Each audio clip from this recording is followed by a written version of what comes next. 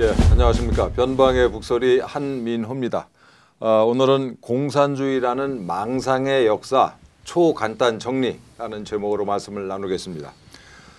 이 21세기 대명천지에 웬 공산주의 타령이냐 뭐 이런 생각을 하는 분들이 계실지 모르겠는데 여러분 그 미국의 소위 그 흑인 인권 운동이라는 BLM의 배후에 중국 공산당이 있다. 지난 시간에 제가 말씀드렸죠. 게다가 지금 그 미국의 대규모 부정선거의 배후에도 중국 공산당이 있다라는 게 지금 밝혀지고 있습니다.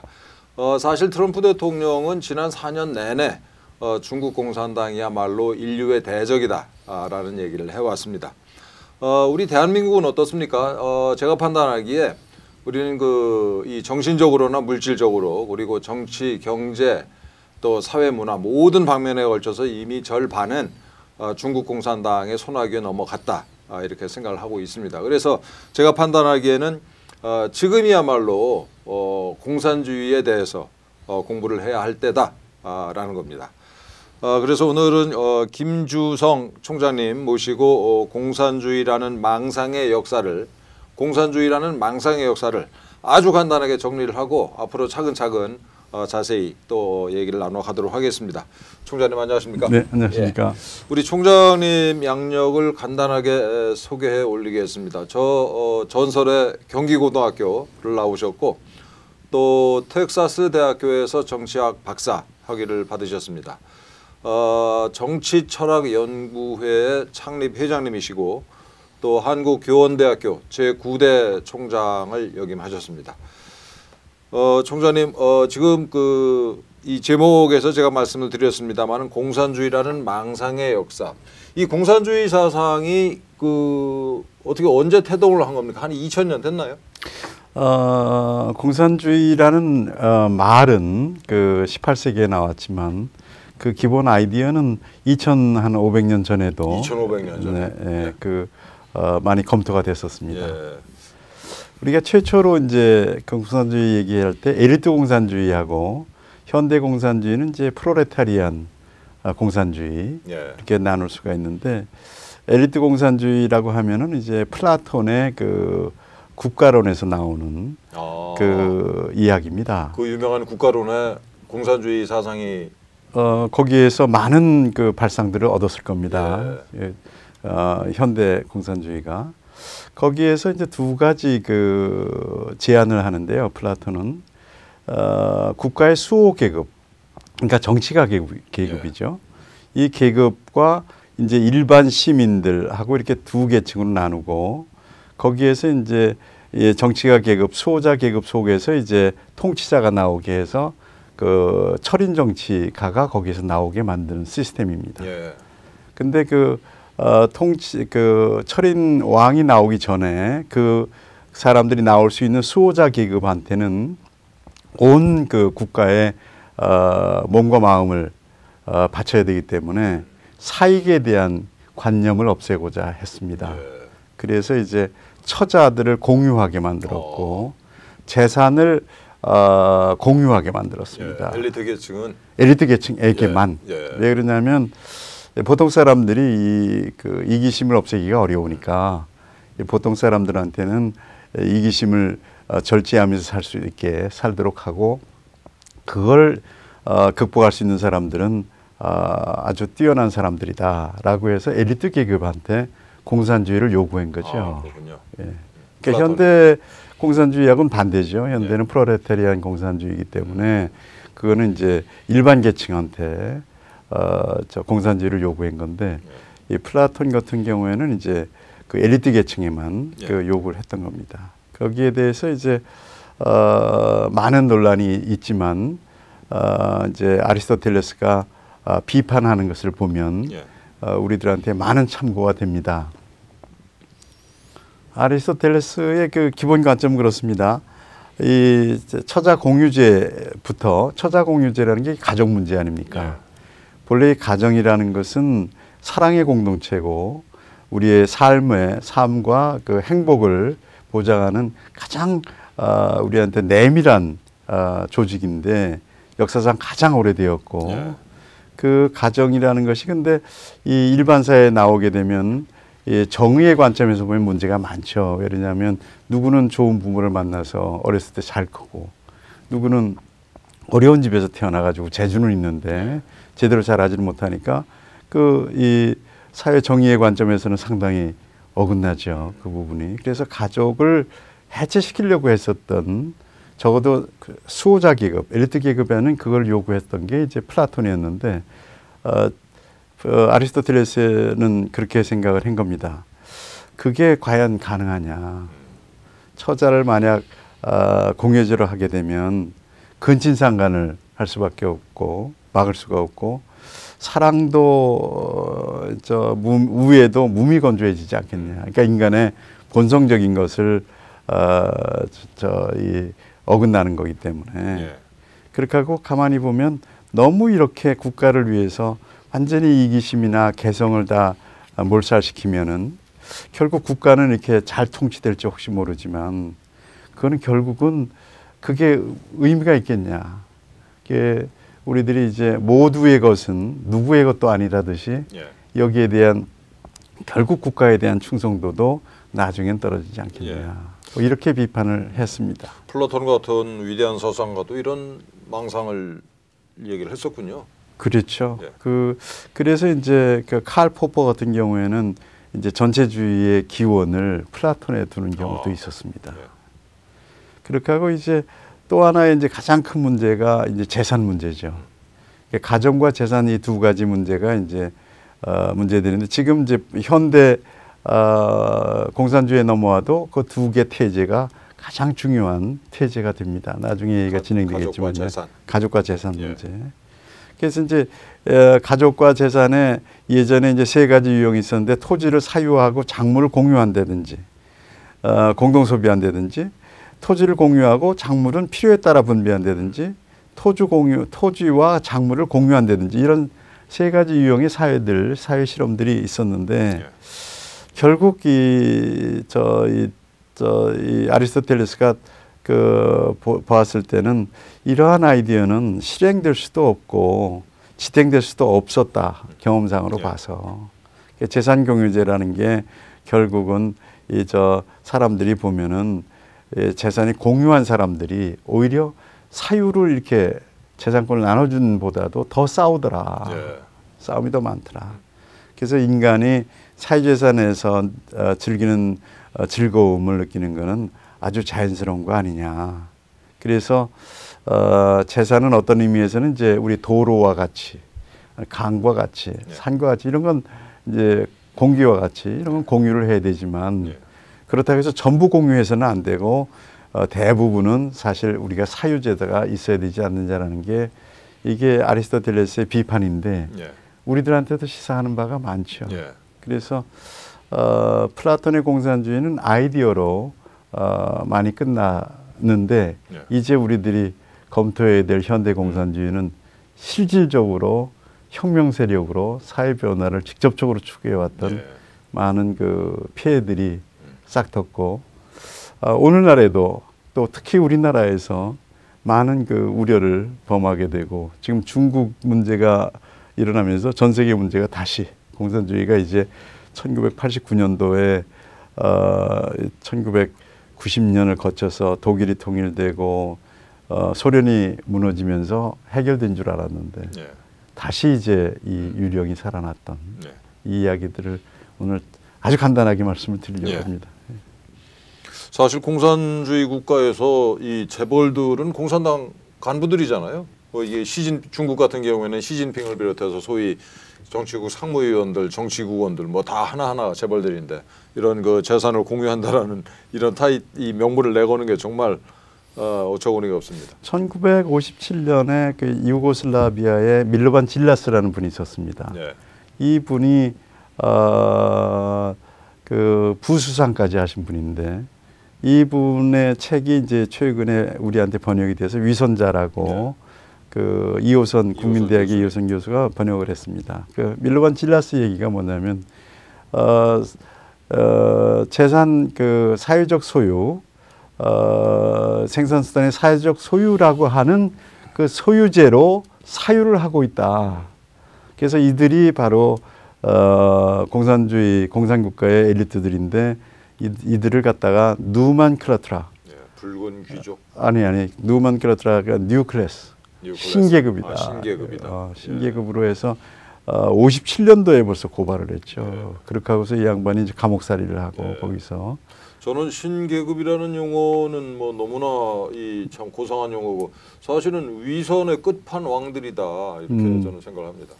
그 위선의 끝판왕이라는 말씀은 우리들이 이제 공산당 선언에서 잘 보면은 알 수 있습니다. 왜 이 공산주의가 위선에 기초할 수밖에 없는지, 왜 거짓을 할 수밖에 없는지 이 부분들이 이제 얘기가 되는데 플라톤 같은 경우에는 엘리트한테 이 자기의 이기심을 버릴 거를 요구했지 않습니까? 근데 그것도 어려운 판에 여기에는 이제 이 일반 사람들한테 요구를 다 하기 때문에 이게 굉장히 무서운 스트레스죠.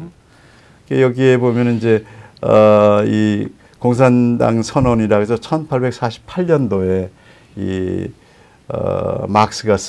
막스하고 엥겔스가 같이 쓴 선언문, 가장 유명한 선언문이죠. 공산당 선언 중에 여기서 보게 되면 이렇게 얘기를 합니다.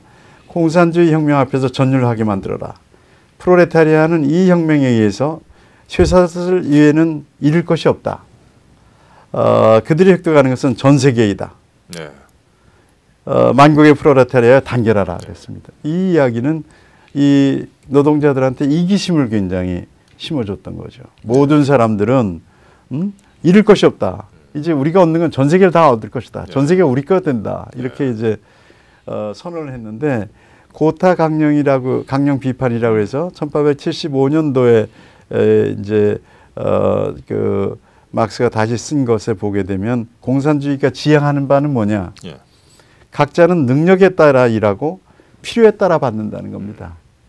능력에 따라 일하고서 필요만큼 받으니까 능력 있는 사람 다 해놓고 나서 자기가 얻을 거는 자기가 아침 밥 먹으면 밥 정도밖에 안 받는다는데 이 정도 되려면 도덕군자가 돼야 되는 거거든요.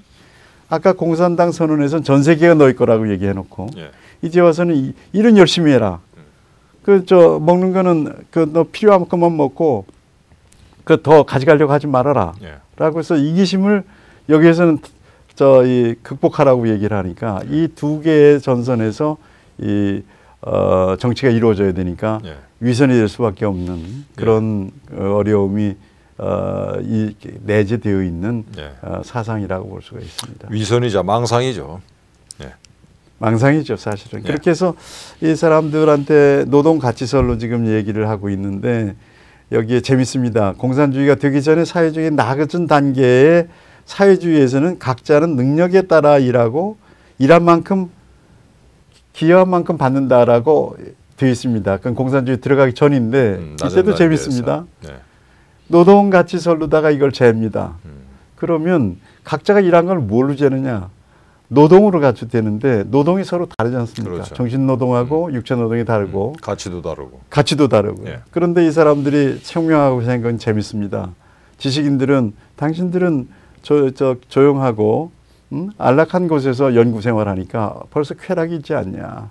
당신 노동값은 굉장히 얕게 책정해야 된다. 밖에서 청소하고 일하고 한 사람들은 육체노동한 사람들은 이건 괴로우니까 이건 굉장히 높이 쳐줘야 된다. 그래가지고 일한 만큼 돌려받는다라고 했었던 이 그 기준이 어떻게 적용되냐면 완전히 역전됐습니다. 그렇게 해서 생산력이 완전히 무너졌었죠. 그래서 이 공산주의가 갖고 있는 기본 아이디어가 이렇게 굉장히 유토피아적이면서도 현실적으로는 아주 이심에 호소하는 이 이중성을 갖추고 있어서 이 많은 피를 흘리고 그 위선에 앞장섰던 사람들이 누만클라트라 엘리트들이었고 이 혁명적 사회주의자들이 이게 이제 막스 레닌으로 해서 소련이 그 공산화돼서 70년을 갔고요. 이게 마오쩌둥으로 해서 모택동이 이룩한 나라가 49년도죠. 49년도에 이제 북경을 점령해 가지고 지금 벌써 얼마 됐습니까? 50년, 70년이 됐죠. 근데 이 미국이 이제 그 중국하고 이 냉전을 거치면서 소련을 무너뜨리면서 중국하고 손을 잡았다가 중국이 지금 이렇게 성장을 해가지고 오히려 이 저 세계 질서를 위협하고 있는 이 현실에 와 있습니다. 예. 이게 혁명적 사회주의, 이게 이제 막스가 얘기했었던 이 사회주의가 아직까지 온 모습이고요. 이게 이제 막스 뒤에 이 만구의 노동자들을 이렇게 단결하라고 했었는데 예. 1차 대전이 나면서 사실 단결이 전혀 안 됐습니다. 예. 그게 이제 지금 우리가 삼인주의라고 우리 정부 쪽에서 아니 우리 집권층들에서 삼인주의, 사회민주주의 얘기를 많이 하는데 사실 사회민주주의는 수정주의에서 출발했습니다. 막스가 자본주의는 이윤율 저하에 의해서 망할 수밖에 없다라고 했는데 그렇게 하고 자연적으로 프롤레타리아는 숫자가 많아지기 때문에 혁명이 저절로 이루어진다라고 본 것에 대해서 회의를 했던 사람이 이제 독일의 에드하르트 베른슈타인입니다. 이 사람은 이제 결국 혁명이론이 너무 유토피아적이다. 그래서 이 무산자 사회를 건설하려고 하는 이 공산주의 혁명보다는 오히려 이 일반 사회를 잘 만들어서 의회주의에 기초를 해서 이해주의에 우리가 평화적으로 들어가 가지고 우리의 사회주의 아이디어를 실천하자라고 해서 이 베른스타인이 나온 이후에 이제 독일 삼인주의가 발전합니다. 예. 독일 삼인주의가 1959년도에 가서는 막스로부터 완전히 결별을 해가지고 그게 1959년도 고데스베르그 학령에 나오는데 거기에서 이제 법치국가와 사회적 시장 경제 그리고 인간의 자유로운 발전, 이 자유를 다 받아들입니다. 그래서 자유민주주의의 정치 체제를 받아들이고 그 질서 속에서 사회주의적인 몇 가지의 그 이상을 실현해 보려고 하는 삼인주의로 발전했는데 이 삼인주의는 혁명적 사회민주주의하고 완전히 다릅니다. 예. 그러니까 폭력혁명을 통해서 사회주의를 하자는 게 아니고 의회 제도를 통해서 기존의 그 사회 제도를 활용해서 집권을 해서 사회주의를 하자. 그렇던 점진적으로. 네, 그래서 예. 이제 독일에서 고데스베르그 방령 이후에 예. 3인당이 이제 집권하기 시작을 하죠. 예. 그 이야기는 우리랑 이제 우리 그 집권층에서 많이 선전했었던 스웨덴을 예. 보면은 아주 정확합니다. 스웨덴은 3인주의의 나라인데 장기 집권을 했죠. 예. 근데 장기 집권의 계기를 보면 참 재밌습니다. 1931년에 오달렌 사태가 일어났는데 오달렌 사태라는 것은 이제 폭력 노조가 공장을 부수고 뛰어나왔을 때 경찰이 발포를 해서 5명이 죽습니다. 예. 그때 3인당이 발표한 게 뭐냐면 폭력 노조를 지원한 게 아니고 사회 질서를 회복하자 그래서 폭력 노조를 예. 비난합니다. 3인당으로서는 어려운 선택을 했군요. 굉장히 어려운 선택을 예. 했죠. 그렇게 하고 나서 32년도에 선거에 승리를 합니다. 예. 국민의 신임을 받은 거죠. 예. 그 이후에 44년을 집권합니다. 예. 그러니까 스웨덴 3인주의는 귀족 노조나 폭력 노조와 결별하고 국민 전체의 복리를 위해서 많은 부분 그 노사 대타협을 이끌어낸 굉장히 위대한 3인주의인데 이 3인주의도 자유민주주의 체제를 인정하고 시장 경제에서 시장의 평등을 또는 사회적인 연대를 구축하려고 했었던 이 3인주의인데 이 3인주의는 막스로부터 다 벗어난 겁니다. 그래서 어찌 보면 근대적인 하나의 이념 체계인데 사실상 보면은 그 큰 틀에서 보게 되면 자유민주주의의 한 유파로 볼 수 있을 정도죠. 제가 알기로는 이게 스웨덴을 비롯해서 그 북서 유럽에 이제 이 삼인주의가 그 한계에 봉착해서 이 지역의 이제 각국 국민들도 삼인주의를 버리고 뭐랄까요 이렇게 자본주의의 원칙에 충실한 그런 정책이 필요하다라는 논란이 주장이 활발한 걸로 알고 활발했었습니다. 예. 이 스웨덴의 삼인주의에서 이제 우리가 눈여겨볼 바는 이제 우리 스웨덴 기업 중에 유명한 이케아라고 있지 않습니까?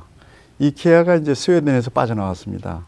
탈출한 거죠. 예. 그 대기업이었는데 세금을 많이 걷어서 법인세가 높았고 상속세 때문에 예. 우리나라도 지금 상속세가 한 세계에서 가장 높은 나라 중에 하나입니다.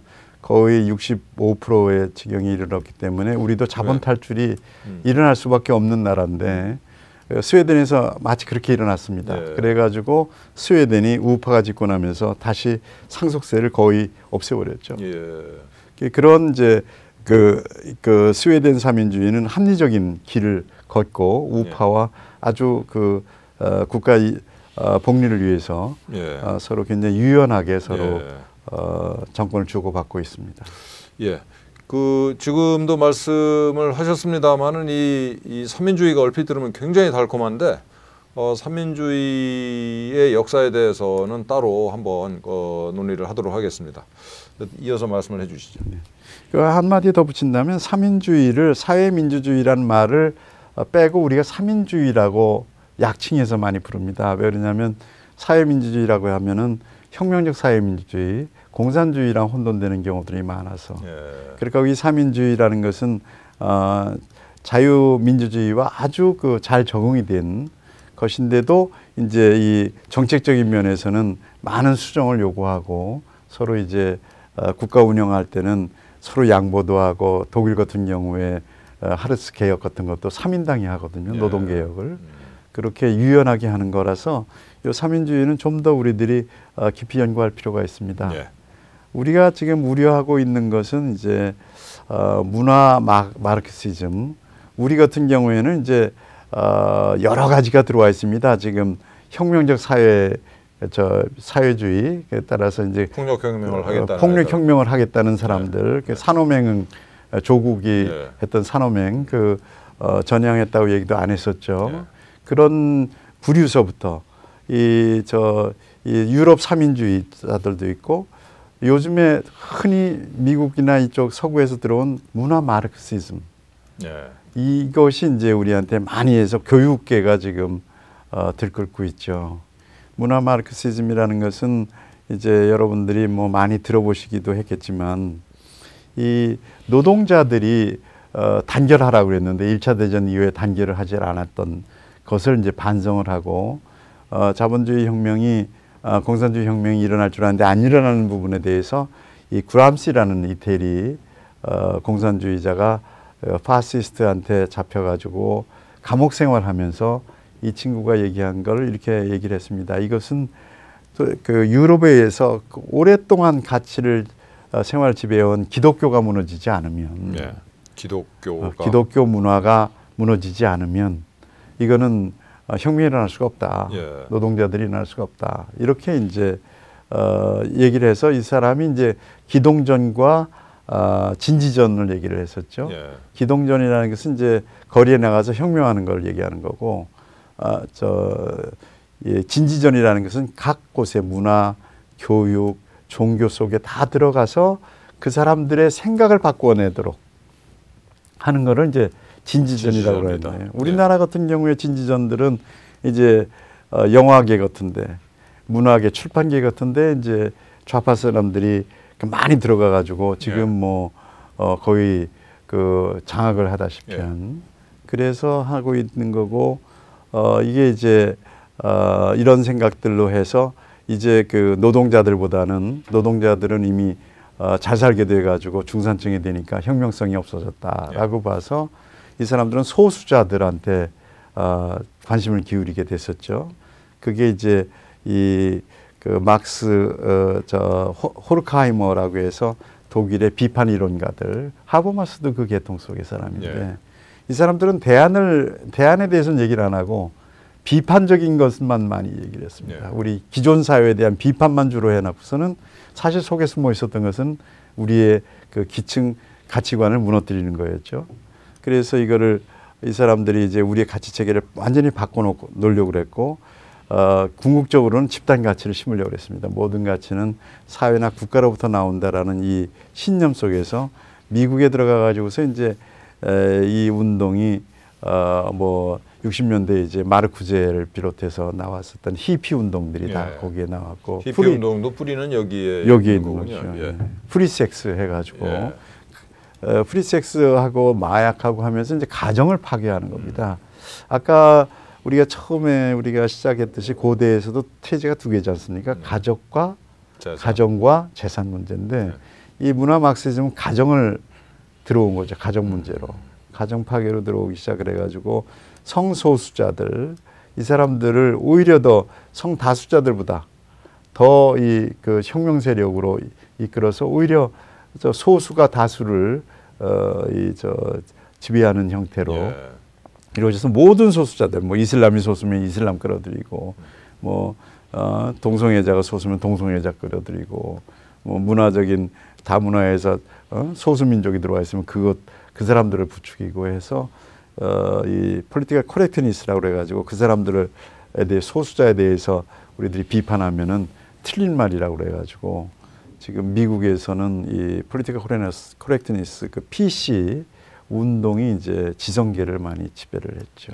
지금 우리도 뭐 마찬가지로 교육계가 전부 이런 폴리티컬 코렉트니스와 같은 형태의 문화운동으로 돼서 지금 우리 아이들을 키우는데 부모님들이 이제 많이 놀라고 있는 형태입니다.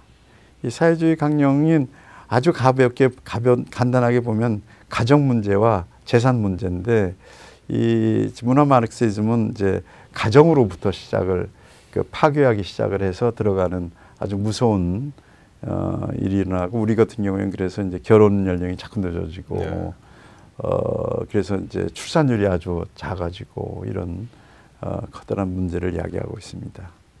이게 이제 전체적인 네 가지의 고대 엘리트 공산주의, 근대에 들어와서 현대에 들어와서 이 혁명적 사회주의, 그 다음에 수정주의로 삼인주의, 그 다음에 문화 마르크시즘 이렇게 네 가지 큰 조류로 구분할 수 있는데 더 뭐 깊은 얘기하면 겠지만 우리 사회에서는 지금 이 문화 마르크시즘하고 혁명적 사회주의의 일파인 중국이 시장을 자기들이 열면서 새로운 그 자본주의를 자기들 나름대로 순치시켜 가지고 많은 힘을 얻어서 미국과 한국이나 전 자유주의 국가를 지금 침투하고 있는 그 중에 가장 유명한 게 이제 공자학원이라고 해서 공자학원에 가서 공자는 안 가르치고 모택동만 가르치는 뭐 이렇게 하고 스파이 노릇을 많이 하고 그래서 굉장히 경계가 됩니다. 우리 사회도 많이 들어와 있어서 많은 우리들이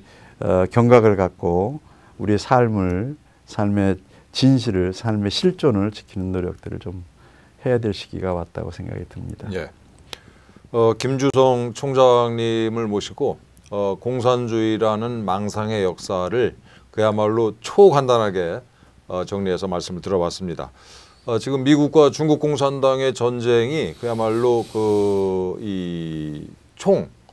대표를 동원한 그 전쟁을 벌이기 일보 직전의 상태에서 전방위적으로 전개가 되고 있는 이 시점이야말로 우리 국민들이 공산주의에 대해서 공부하고 공산주의를 직시해야 우리 개개인과 국가의 이 번영, 자유가 보장된다 이런 생각을 다시금 하게 됩니다.